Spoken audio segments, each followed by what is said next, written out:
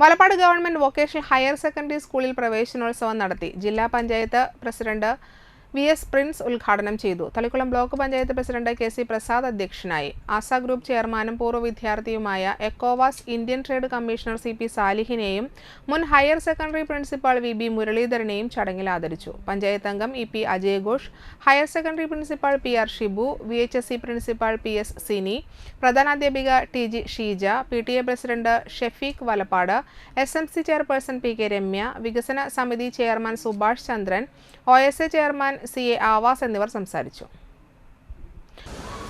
മാഷ് സ്വാഗത പ്രസംഗത്തിൽ പറഞ്ഞതുപോലെ നിങ്ങളുടെ ഓപ്ഷൻ ചിലപ്പോൾ നഗര കേന്ദ്രീകൃതമായ വിദ്യാലയങ്ങളായിരിക്കാം ഏറ്റവും ആദ്യത്തെ.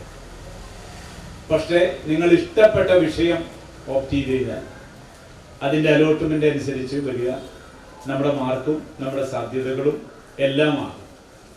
അങ്ങനെയാണ് ഇപ്പോൾ നിങ്ങളിവിടെ നിങ്ങളുടെ ഇഷ്ടപ്പെട്ട വിഷയം പഠിക്കുന്നതിന് വേണ്ടി വലപ്പാട് ഗവൺമെന്റ് ഹയർ സെക്കൻഡറി വിദ്യാലയത്തിൽ 1ാം വർഷ വിദ്യാർത്ഥികളായി +1 എത്തിയിട്ടുള്ളത്.